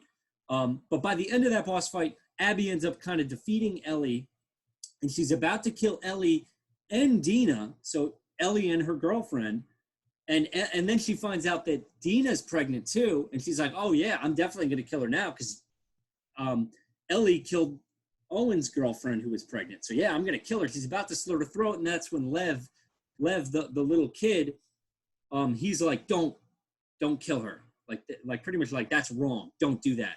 And Abby is the bigger person. So that's what happens too. Abby lets Ellie go. Fast forward to this area right here, where they're living happily ever after. I don't know if it's a year or months later or what it is, but pretty much they fast forward to Ellie and Dina are living happily ever after. The baby's born. They're taking care of the baby. They love the baby, and they're living here. But then Tommy comes. He has a hint of where Abby is, and he's telling Ellie, like, we got to go get her. But at this point, Tommy, who at this point you thought he was dead because it looked like he got shot in the head, his eye's missing. And he's like limping, so he must have brain damage. So again, another character that you love, maimed. Okay, you didn't kill him this time. Maybe you made it worse. He's tortured and maimed for the rest of his life. And obviously, he wants to put your life at risk and your happiness at risk just to get vengeance. So they make Tommy kind of out to be a selfish monster, which I didn't like that, and I didn't really believe that either. So now we fast forward to Ellie's like, yeah, you know what? Screw my girlfriend, screw my baby. I'm going back to get vengeance on Abby. She tracks Abby down to this place, Santa Barbara, so in California, I think somewhere. She travels down there, encounters this new group called the Rattlers. This is a cool, where you can get explosive arrows. So this is me shooting someone with an explosive arrow. I thought that was a cool screenshot. Here's the Rattlers, their little graffiti. You're kind of realizing, okay, there's another group. There's groups everywhere. Makes sense. Sneaking up on the compound. Cool segment here. I enjoyed this segment from a gameplay point of view. I thought it was cool. You could kind of release these clickers that they had held captive, and they, again, another dynamic of them attacking the group, and you can kind of try to navigate around that. So here you are at the ending segment of the game leading up to finding Abby. You're fighting the Rattlers. Cool, fun segment. Well done. Here you can see this place is burning down too. As Ellie, you end up letting out all these prisoners that the Rattlers had, and they end up fighting the Rattlers. This place is burning down now. Again, sticking with that theme of like darkness. Here you go. You find the Rattlers were killing all these people. They must have hated. I don't know the significance of why they're, really torturing and hanging these people on stakes, but this is what Ellie ends up finding. She ends up cutting Abby down. Here's Abby carrying Lev. This leads to the final fight. Here they are fighting. they're going back and forth. Before this, Ellie slashes her with a knife like 100 times. Somehow she doesn't die. Now she's drowning her. Then Ellie decides, you know what? I'm not going to kill her. And this is where the game ends, pretty much, more or less. She lets Abby go. There's Abby leaving. Ellie's just here all emotional for letting her go. Hey, hold on. So you're telling me that she gets stabbed enough? Can we? Let's just. I just want to look at this from a more realistic point of view, and maybe that's not fair to the game. Obviously, they're zombies, so it's not realistic, and I understand that. But it's pretty unrealistic for most of the game. But that's what. Okay, but that's what I was gonna say. They do obviously follow some level of structured reality in terms of the storyline and certain elements there in the gameplay. So with that being said, you're telling me that at the end of the game, she gets stabbed so many times. Now, anybody that's ever been in any kind of physical altercation, you all know, your adrenaline is running so high. Your blood is pumping at an insanely fast rate. I mean, your heart is literally pounding to try to circulate blood through your body. Now, in cases like that, yes, adrenaline is coursing through your veins as well, but your blood is now, like I said, because of this, pumping very quickly. If you get cut multiple times, especially if they're deep enough flesh wounds, you're done. You're done. You're if enough incisions are made across the course of your body, you're dead. So what now? Now I'm just saying, you think you get even if it wasn't that gory, and let's say, for what it's worth, let's say at the end of this game they were in a fist fight, and she busts Abby in the face, and Abby's fucking nose breaks. Well, that's what happens. Right after the stabbing sequence, they lose the knives, and you fight for 10 minutes fist fighting. And again, another annoying, boring, pointless fight scene where you're just kicking the ever-living shit out of one another, and it's just super violent. It's supposed to be emotive, I guess, and draw emotions from you. And I'm just square, square, square, dodge, dodge, square, square. It's just so boring to me. Terribly done. Well, I'm just saying. So regardless if you start with knives, you don't have knives. I'm just saying, if it was at its bare minimum, if it was just a fist fight, and you're fighting somebody, I can guarantee you that 95% of people are going to walk away at the end of that fight and be fucking exhausted. They're not hopping on a boat to fucking, ride away. And I'm just saying, this is going to be the one part where I'm actually going to interject, because now I've heard all of this, right? Now you're telling me this is pretty much, more or less, this is the end of the game. There's some other things I'm sure you have in store you want to talk about, sure, but I'm just saying we're nearing that end sequence, or if we're not already in it, whatever, right? So I'm just saying, now with all that information collected and everything that you've said, I'm just, from an outsider's point of view, I'm going to be a little bit more critical. Sure, maybe I don't have an affinity for the game, so it's easier for me to probably just deviate from what you're saying or what you might think is good and be hey, well, this is what's bad. But I'm going to say this. For them to make a game that's so based on realism in terms of a lot of elements. Now, and grittiness. Like I said, is it reality? No. But there is a reality check in this game where hey, gravity still applies. Normal senses apply. Touch, feel, sense of touch, sense of smell, sense of, whatever. That's all there. So it's obviously abiding by a certain structure. And for you to take the end of the game, the most crucial moment of the game where you finally catch up to the main villain of the game, the boss, and beat their ass to nothingness, whether or not you decide to leave them and you don't kill them, and it's more there's a level of ambiguity there, and you walk away and you're oh, did they really die? Did we just walk away at the wrong time? Whatever it is, but to just have somebody get in a boat and just be all right, see ya. It's what? You just got stabbed 80 times.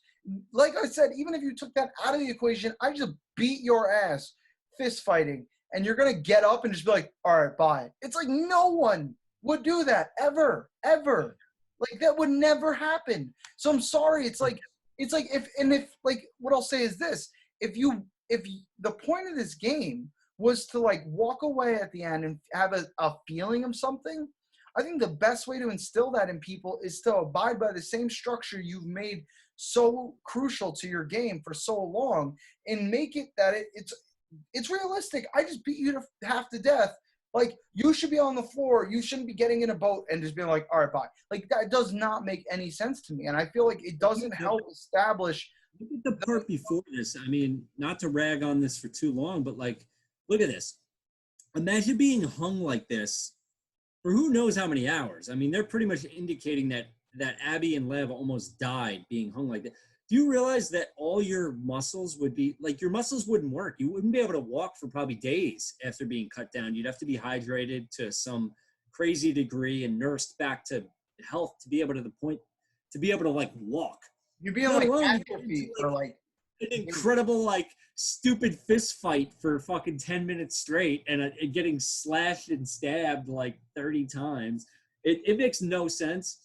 Let's give it that. Okay, it's unrealistic, whatever. But you build towards this moment, and okay, while everything else is dark and every other character gets killed or maimed, everybody that you love or care about is dead or gone. But Ellie kind of did the right thing. She let Abby go. Okay, great. Thanks. Yeah, this was definitely worth 45 hours. Thanks. That's how that's what I'm saying. It's like, and that's what I was saying before too. It's like, if you have so much progression, if you're building up, like, it's all inevitably speaking going to happen. You know, you're getting to a point like with this vengeance at this point, with everybody that's died, all that's happened, for you to just walk away. I don't know. Like, I feel like for me, I'm not even, you can tell how passionate I'm about this, because the reason I think I feel this way and where this is maybe coming from is that I've seen this in a lot of shows and a lot of movies, and this is really the only comparison I can make it to, because I will say for the most part, with a lot of the games that I play that are storyline based, I usually, with most of those games, they do a good job at like kind of like, well, I guess everything's back to normal kind of thing at the end of the game. You know, they make everything kind of, they pull all the parts back together. It seems complete again. Whereas with this, like, and maybe it is because I'm from the like, you know, I'm talking from the outside and I haven't played it, but I just can't help but feel like if I was playing this game for 40 plus hours to get to the end, to be like, with everything that's happened, all the dope characters I've lost, all the people I fucked with are gone, and now I don't even get to kill her. Like, no, that would have been such a ball buster for me. Like, I mean, and maybe, hey, maybe I'm totally missing the point here. Maybe that was like, okay, good comparison I can make it to, and this is where I'll give it the benefit of the doubt, is I don't know if you remember in Captain America Civil War. I don't know did you ever bother to watch that? Yeah. So okay, so you know, so at the end of the movie, you have the opportunity to kill the Soviet who's pretty much pinning everybody against each other when he's in the bunker at the end and he tries to escape, and Black Panther catches him, and Black Panther like takes the higher road and was like, I'm not going to let vengeance consume me, and I'm going to let you go. As much as like I feel like there was a level of completion in all of this already. I don't need to take it any further. I don't need to try to, you know, fulfill something that's not already there. You know, it's like one of those things, and I get that. But we're talking about a game here where you spend the entire time working towards one goal. Whereas, like, in that case, I guess the difference between that and, you know, the Captain America movie would be that, like, well, the vengeance was the part of the Soviet trying to pin them against each other, but that wasn't their main cause. Their main cause was trying to stabilize everything and see each other's point of view, more or less, like through physicality. But revenge was an option at the end. Whereas in this case, it's not like revenge is an option. Revenge is exactly what you've been playing this whole game to get. And then to be at the end and be like, well, you don't get it. It's like, yeah, I've heard a lot of people bring that up. Why didn't you let the player decide? You know, that would have been more impactful. If you had built to that entire point and then at the end you kind of let the player decide. And then let's say the player decides to let her live. Now you have more feeling. You have a motive. You have like more, it's going to have a bigger impact on you. I feel like not leaving the choice in your hand and just going with that. And the way it leaves us too. So right after that, they show the last flashback with Ellie and Joel. And this was, I think, the night before Joel went out. So this is like the night before Joel dies. So at this point, these two are still not doing so well in their relationship. But here it comes out, and Joel kind of reiterates, like, if I could do it all over again, I would still kill all, even with you being upset at me, I would still kill all those people to save you, because he loved her. Well, let me. And here's where, Because I'm like in conflict about this, and it's my lack of understanding. But what was there a guarantee that they were actually going to be able to extract the immunity, or was it more based like it was like there's a chance, and you just got to I kind don't of. know if the game does a great job of describing that. I mean, I think they kind of want you to think that they would have been able to get the immunity, but they don't like really explicitly say 100%. They kind of just indicate that they wanted to do this procedure because they thought they could get the immunity, and the only way that they could do it was killing her. Okay, so And- like I'm just looking in the like because I could see this as being maybe for a lot of the more core fans that people are like really heavy into the story that like follow this religiously. I could see that being a big talking point, right? Like was it right? Because I thought that when you brought that up, I couldn't help but feel like I don't know. It's like that. It's like that's like that sense you get from like I Am Legend from that movie where like Will Smith sacrifices himself because he knows he could have the serum and create an immunity for people and help people, but it's like he would have to sacrifice himself. Now, is it proper for you to allow that to happen to somebody else? But it's also like if we like I don't know. It's hard to say because like well, what's to say that he doesn't bring Ellie all the way over there? Now he puts her in the facility and they're like, okay, well, we're going to kill her. There's a chance. Like, is it worth fighting for the chance? Or is it more just like, well, there's only a chance. Like, how are we about to kill somebody over the possibility that something's going to happen? Like that for me, it's like, I'm talking strictly just on the story here. I think that's a huge thing to take into consideration now. Like if in that scenario, you had a guarantee that if Ellie were to die, all people were to be saved, or they were able to create a vaccine or whatever it was, if they were able to do that for people, like, would it have been worth it for him to kill everybody? Yeah, I guess everybody could look at that and probably be like, no, that's stupid. That is selfish. And I think that also adds a lot of velocity. That's why the first game was so loved, because like that question was there, and you could have different people with a different opinion on it. I mean, there's plenty of people that think like Joel was selfish to do that, including that's why there's a problem between Ellie and Joel, because she feels like now that the weight of that is on her, like I could have maybe saved everyone and you took that away from me. So like, that's why that whole story aspect is amazing. And that's part of why the first game was so amazing. But this second game doesn't really, doesn't really do anything for that or with that. I mean, well, also too, like before you were saying, I had this like weird little, I was like, no, but like, I was thinking, when you were talking earlier about like The Walking Dead and how it seemed like a lot, for all intents and purposes, a lot of the story was fabricated a certain way so that it could create a wow factor for people to really blow people away, like just take them off their feet and be like, wow, I didn't expect that to happen. Okay, like there is definitely a place for that in all mediums of entertainment. I'm sorry. Well, here's what I would just preface real quick before you go on. Walking Dead, I think, did a great job of that the first like 3 or 4 seasons, and then they fell off. And I think probably half of their fan base or more were just kind of like, okay, you guys are not doing it right. Like you were doing it in a tasteful and in a meaningful way, and now you guys have lost sight of that, and you're just killing people off constantly to be extreme for shock factor, and it rubbed people the wrong way. And I feel like this game does the same thing. Well, that's what I was gonna say. Is I think that's actually the comparison I was making. Is that like I feel as a Walking Dead fan. I mean, I'll be honest. The first couple seasons were so good, so well done. Hats off to AMC for being able to produce such a good show and having it so consistent for so many years. Great. But once, like you said, you get past the 5th, the 6th, like the seasons just start getting so ridiculous. They give up.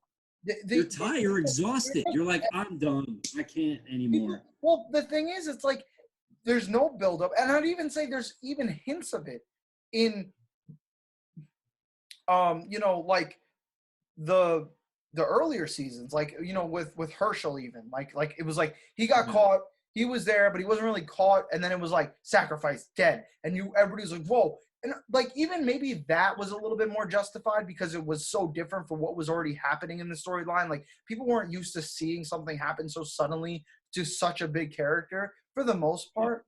And like I mean, maybe excluding Shane, and like even as I think at that point his wife was already dead. So like okay, so maybe for certain characters, but all in all, like for something that's like there was build up to those moments. In that case, it was like this sudden act just to get people like blown away. And I will say it worked. I liked it. I was like, wow, like that's pretty crazy. It was done in a tasteful way that most people it resonated with. And I gotta say, this game, I mean, even if you love this game, I think it would be very hard for you to not admit that there is, I don't know if it's half or more than half or whatever number you want to put to it. There's a lot of unhappy people with it. So Well, I feel like any way you slice it, even if you liked it, you could have done all the same major story. Ellie lets Abby live. Joel dies. You could have done that, but you could have done it in a tasteful and meaningful way, and you did not. In my opinion, you did not, and obviously, in the opinion of a lot of people, they did not. You could have done the same story choices, but done it in a better way. They did not do it in a good way.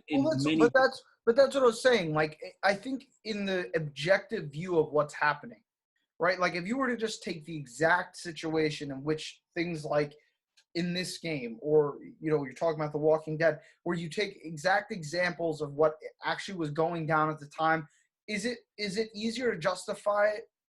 Yeah, I guess for like in a way, like to a degree, maybe for a reason, but all in all, it was kind of just like, was it there like purposefully, like in a like you said, in a tasteful kind of fashion, or was it more just like we just want to really take people, we want to take people's breath away, and this is the best way for us to do it. We're just going to be so relentless with the unexpectedness. But I gotta be honest, I think, and maybe this is me, maybe this is more a sense of individuality here speaking, but I think that all in all, the thing that really makes a game, movie, like anything in entertainment where you're really grabbed by something, you're involved in, and you spend time watching or following it or playing it, I think the thing that really creates a fine balance and creates a winning formula for most of these things is just having a good balance of expectation versus what actually happens. If it's so much on the other end of just like, okay, this is like just Walking Dead, The Last of Us 2, where they're just like nonstop, they're just like, this person dies, this person dies. It's like, why am I even following this thing anymore? Like, what is there to look forward to? All the people that I like, that I had some type of affinity for, they're gone. They're never going to come back. Yeah. And I mean, in the sense, granted, now very different situations, but I'll even say in terms of The Walking Dead, I think the only thing that it had going for it was that it took the route of being a cinematic thing versus what was already, there in the comic books. Now, obviously, they decided to take a very different route, which is fair because in a lot of cinematic, avenues of series, they usually go a different way with it for the most part. But in The Walking Dead, they didn't follow it at all. It seemed like they were, and then it turned into something completely different. That wasn't the case anymore. They really took it off track. But regardless, like in this case, it doesn't have anything to back it. But even then, I can look at it and be like, well, regardless if you had any prior story that contradicts what's happening currently, or maybe you, like I said before, maybe in the beginning of the game, you were trying to set the precedent that there was nothing more of that world left and that it was going to be a whole different experience. Whatever it was, I just feel like to drag on so long and spend so much time in this game to just see constant disappointment and like depreciation of all these characters that you grow to like, then at the end, yet again, not to take away from it because I haven't played it, but to not give you what you were looking for, that sense of satisfaction, like that sense of fulfillment, like, hey, I spent this whole 40 plus hours playing the game. Now I get to get my revenge. It's like you don't even get that. It's like, so now all the characters you liked are gone for pretty much no reason or nothing justifiable, even if you were to look at them objectively in their own sense. And on top of that, you get to the end of the game and it's like, well, it didn't happen that way. It's like, I don't know. I got to be honest, from an outside point of view, I feel like it's like, dude, that's such a blow. That's such a takeaway from the game. I don't know. Maybe it's me. Here's one comparison I thought of playing the game. Like, it reminded me of, and people might think this is a really weird comparison, or maybe they'll actually, vibe with it. Halo 2. Look at Halo 2. So Halo 2, in my opinion, I mean, maybe people are going to laugh at me for this, but I thought Halo 2 did a perfect job of, okay, here's the second game. You're playing as Master Chief, that you know and love. You're playing. You're fighting the not the heretics. You're fighting the Covenant. You're fighting the aliens off. Bam. Now I'm playing as the Arbiter. I'm playing as the Covenant. I'm hunting down heretics. So thankfully they didn't make you kill humans, which again, that would almost be like what The Last of Us did, in my opinion. If they had made you like kill Master Chief and kill Marines and kill humans, you would have been like, what? This game is awful. But they didn't. They did it in a really smart and good way. They had you play as the Arbiter, so you're playing as the Covenant, the other side that you're fighting, and you're hunting down these heretics. So you find out the heretics were actually, they were smart and they were right. And they broke off from the Covenant and because they realized the Covenant was lying. But Halo 2 to me was a perfect example of being able to show you both sides, but doing it in a really good way. In that, okay, you saw through Halo 2, to make a long story short, that now the Arbiter realizes the Covenant was lying, and now he joins Master Chief, and the elites break off from the Covenant because they realize what's going on. But they did a great job of like having you play as the villain for a certain segment of the game, and you go back and forth between playing as Master Chief and the Arbiter. And by the end of it, the Arbiter and the entire race of the elites break off from the Covenant, and they join humanity to fight the Covenant. And there's a game that took and had you play as the villain and did such a great job with it, and didn't make like spit in your face. Like I'm telling you right now, if Halo 2 had you killing Marines and ODST and killing Spartans, you would have been like, screw this, man. I don't want to play this. The Last of Us 2 makes you play as a person you hate, makes you play as someone that you do not like, forces you to do it and says, I don't care. And great, if you're into that and you thought from a story point of view that was cool, if you like that from a creative point of view, great. It did not rub me the right way. It did not rub a lot of people the right way.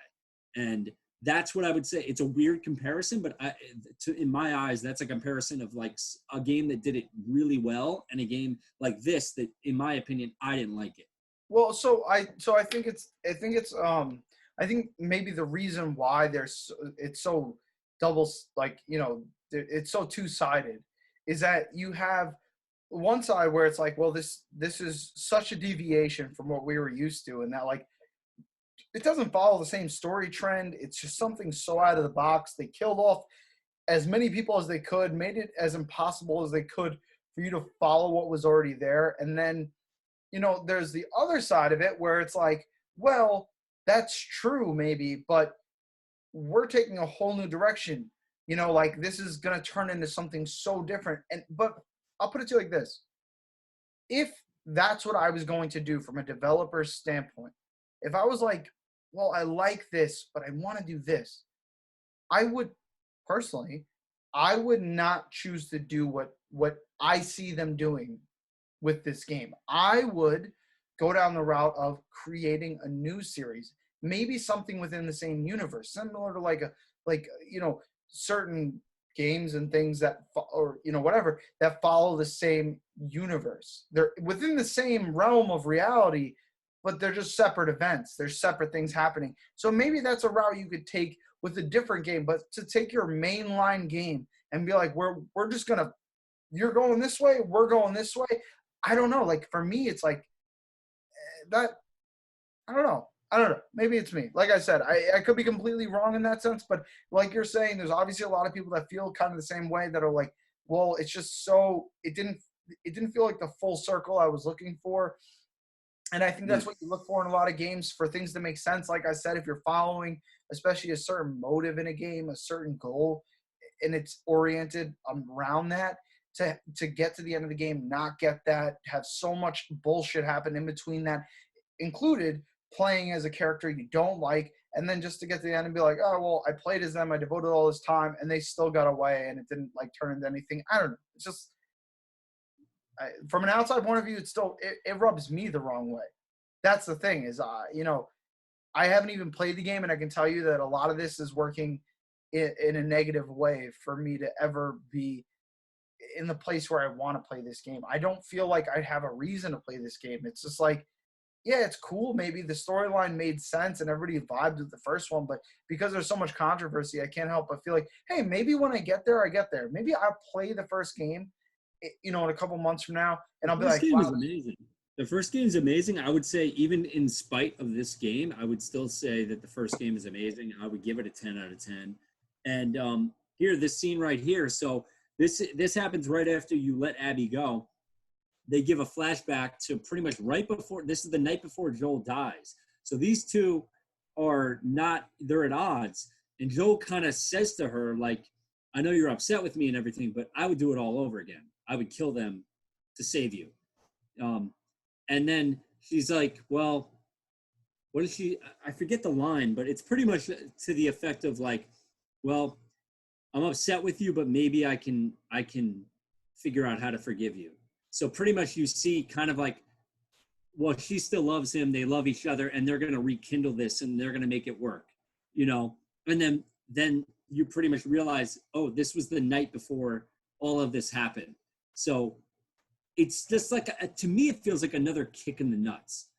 Like, yeah, you love these guys. And yeah, look, the night before he was murdered in front of her, they actually like kind of were taking their baby steps to rebuilding their relationship. And then he's taken away from her. And like, I get what they're going for. I just did not like it. And here's the end of the game. That's pretty much, Ellie goes to play the guitar. She's missing 2 fingers. Kind of is like, oh, I can't even play the guitar anymore. And then she puts the guitar down and walks away. And that's the end of the game. And I'm like, that is such a morbid, like sad, like dark ending. Like what? Like, I don't know, man. I feel like this game was just dark for darkness sake. Like over the top. I feel like that's what I was saying before, is that like you get that out of so many things. Like there's so many there's so many TV shows, movies, games that decide to do that, like just do it for the sake of doing it, and then sometimes it's just, it doesn't work. I don't know. Hey, and if it worked for you, great. And you're probably watching this video being like, no, this is why they did this, and no, I don't view this, and that's fine. Here's the thing, I wouldn't say there's any right or wrong. I'm not right. I just have my feelings and my perspective, and you might have yours. But at the end of the day, we might feel differently, but I'm never going to say that I'm right. There's not one way to look at it. It's like anything. It's art. At the end of the day, this is art. And that's one thing I will give the game credit for, is that it is art, and that you had artists, the game directors and the people that came up with it, who went in a direction, and whether you liked it or not, that's what they went for. I will say, in spite of that direction that I did not like, Naughty Dog, as a team, as developers, built an amazing game with amazing gameplay, amazing graphics. And while I'm not satisfied, and I have a lot of things about the game that I did not like, which I went over, and if you watch this video and you like the game, you're probably like, this was awful. You might have even turned it off. But I will say, I think it was maybe not a good game. It was, some parts of the game were amazing and other parts I hated. I would say it's a game that is worth playing. I don't know if it's a game worth buying. If you can borrow it from someone or rent it, I would say go for that. If you've heard everything I just said, I mean, I doubt that you would listen to this. If you're interested in the game, you probably would have turned it off when we were bringing up spoilers. But hey, maybe you don't care about spoilers and you watch the video. I doubt it, and you're still interested, then go play it. But that was my opinion of the game. I was very disappointed, And it's funny too because I heard all the leaks and I still bought the game. And as much as there was some really good parts, really fun gameplay mechanics, really cool segments, I did by the end of it. I was like, I wish I had not bought the game because I know I could. And not everybody has that circumstance, but I have a circumstance where I know I probably could have borrowed it and not bought it, and I wish I had done that. But so that's kinda where I would leave it. you know,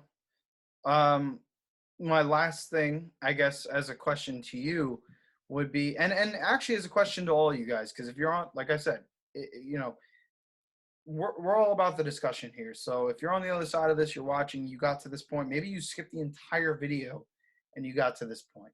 Regardless, a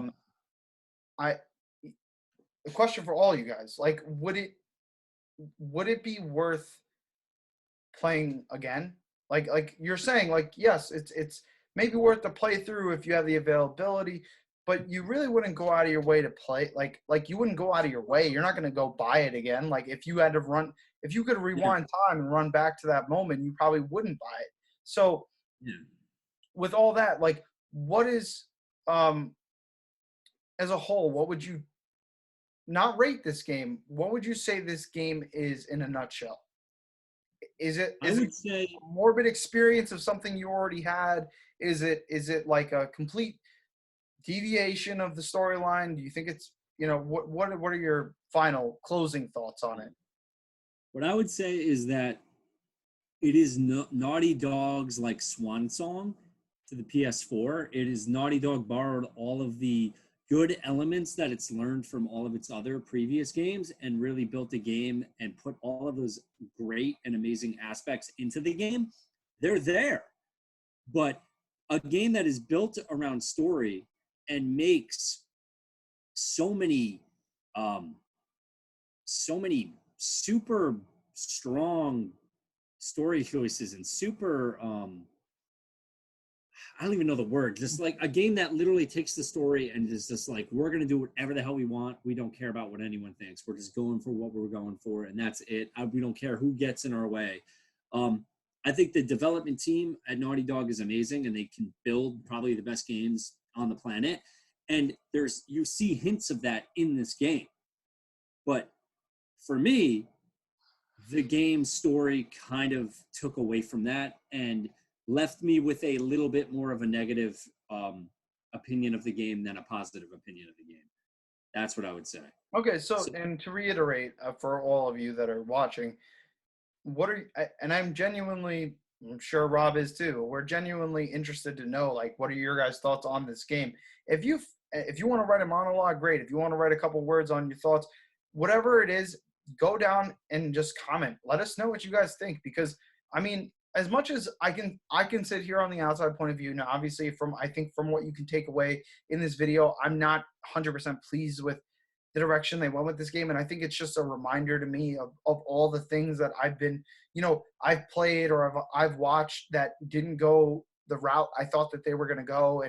And were, I guess, as a whole, a lot more disappointing than they were relieving or uplifting. So what are your thoughts on it? Do you think the game was great? Do you think the game was just a piece of shit? There's probably all schools of thought. So I genuinely am interested. I want to say one thing too, that I would like to do, like maybe kind of like a part 2, or maybe not even a part 2, but I would like to do another episode where we have someone who really loved the game and thought it was amazing come on and explain why they thought it was amazing. Because I don't want it to just be like, oh, well, you're only presenting one side of it. And I did the best of my ability to cover some of the cool segments, especially when I was going through the screenshots. I was talking about some cool, things that happened in the game and segments and different experiences that I liked. But overall, obviously, I have a very one-slanted opinion negatively of the story, which definitely impacts my feelings on the game. So it would be cool to see someone who was totally happy with the game give their opinion about it. So I'm hoping I could get my uncle on here, because I know he liked it. I actually just saw on his Instagram that he completed it. So he just beat it today. So it'd be cool if we can get him on there and he could talk about it. One thing I would say, too, to bring up what you brought up before about playing the game again. So here's what's weird.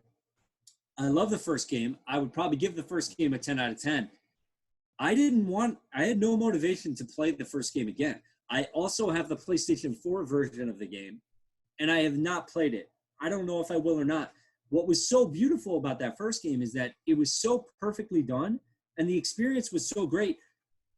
I didn't have a motivation to go back.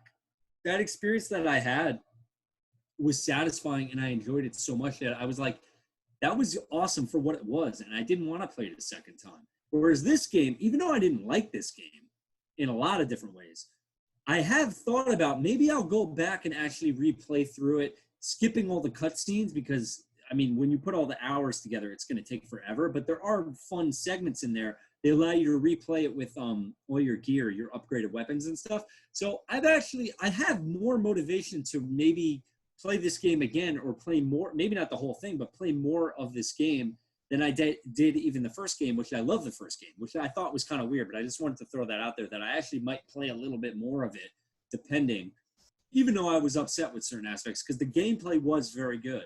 The graphics are amazing. So I'm not going to take that away from the game. Well, I mean, so with all that said, for those of you that are undecided, maybe this, I don't know, maybe this video helped you kind of come to a better state of mind in terms of like what you want to do. Maybe you do want to play the game, maybe you don't. If you're already into the game and you bother to stick around, maybe you've played it the whole way through, maybe you didn't even make it halfway through and you decided to watch this video, and hopefully we didn't spoil anything for you, anything you weren't already aware of.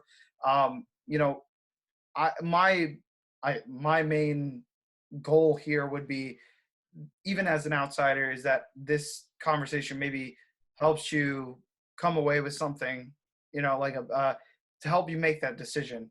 If it seems like the kind of game worth playing, play it out. And like I said before, let us know in the comment section. Let us know how you feel about the game. Maybe it was great for you. Maybe it was awful. I don't now. Before I give my goodbyes and my closing thoughts,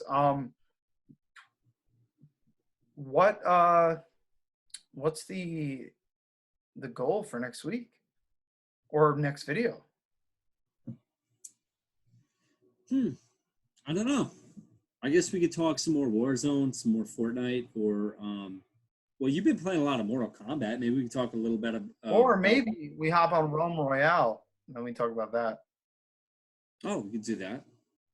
We could do that. Let me know how you feel. All right. Well, either way, guys, we'll have something cooked up for you, ready to go for our next video. Like I said, I don't know the exact drop date for this video. It was actually recorded the day before, July 4th.